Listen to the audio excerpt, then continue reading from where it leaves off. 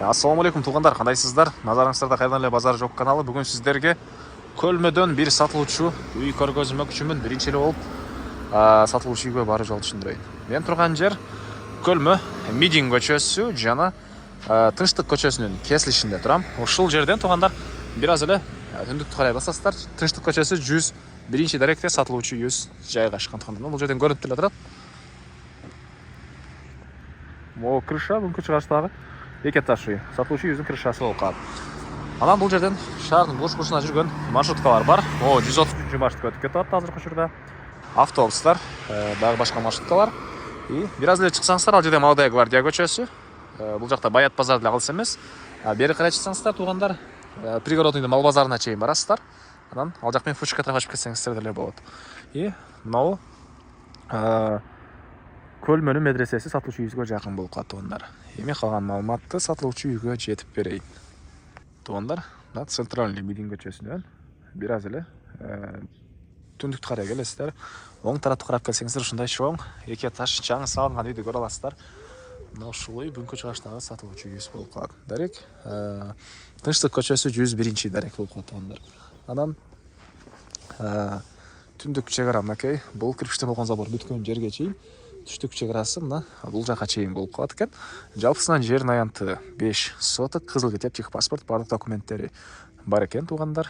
Андан ары дагы эмне маалыматы?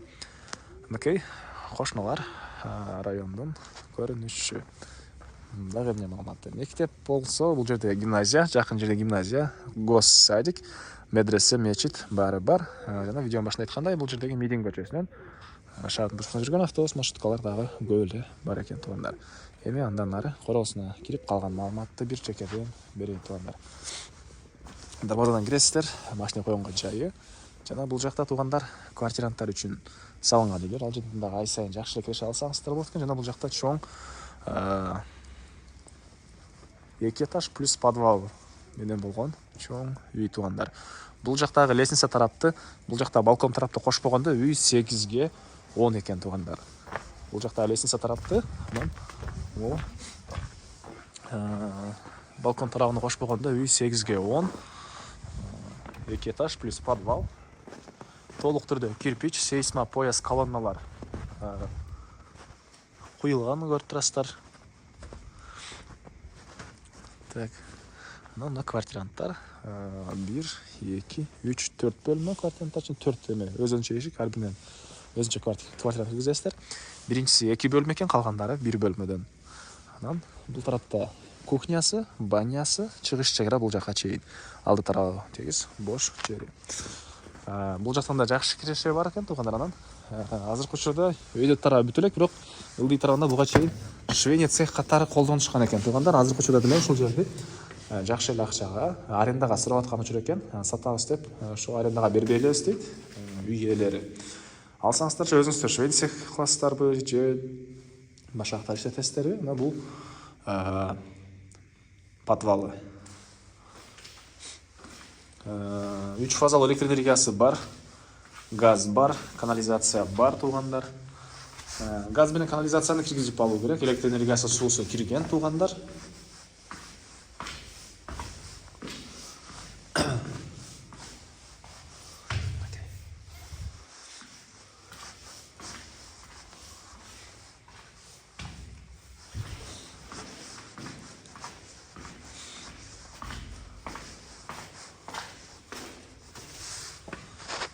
Так. Ondan ары. Дагы эмне маалыматы? Сиздерге бул тараптан кирип, бул жагын көрбөсөйүн туғандар. Көчө тараптан киришten забор, сыртка жатканасы бар экен. 3 фазалуу электр энергиясы бар.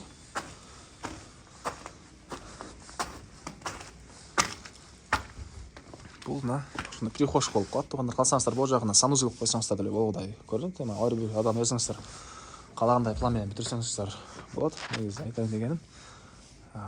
Так, андан ары бул жага кирсек холл жана кухня болот окшойт менин оюмча. Пока бүтө элек. Алган адам өзүңүздөр каалагандай план менен бүтүрсөңүздөр болот. Же келгенде эсинен сурап дагы эмне план менен салынган сурап билсеңиздер болот туғандар. түштүк тарабынан терезелердин жайы. Экинчи этажы мынакей. Бул тарабы. Так, экинчи этажга кеткен тепкич.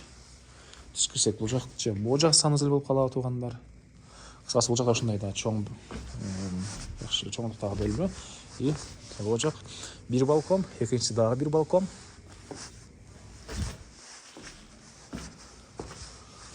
Бул тарапта дагы бөлмөлөр экен туугандар. Бул жак санузел болуп калып жаткандар. Кыскасы, алгандан кийин өзүңүздөр каалагандай план менен бүтүрсөңүздөр болот. Ушундай бөлмөлөр. Биринчи этажда, экинчи этаждагы бөлмөлөрдүн планировкасы окшош экен туугандар.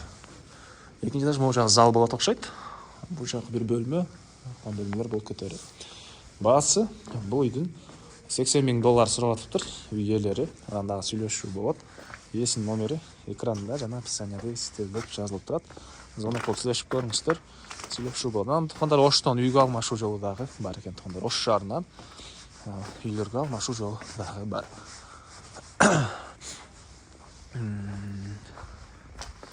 Кухнясына эшик тарабын көргөзүп кетейин. Бул жак жакшы көргөзбөй калдым окшойт. Баасын уктаңыздар. Мына квартиранттар үчүн. Мына коридорлор. Же өзүм эле квартирант эме кылбай жашайм десеңиздер, бул жактар склад жана башка курулуш кыласыздарбы? Ваннясы даяр экен. Бул жакта да мындай кухнясы бар экен. Ой. Ушундай кухнясы бар экен. Лайктан басыңыздар, излеген достор, туугандар менен видеону бөлүшүп кетиңиздер туугандар.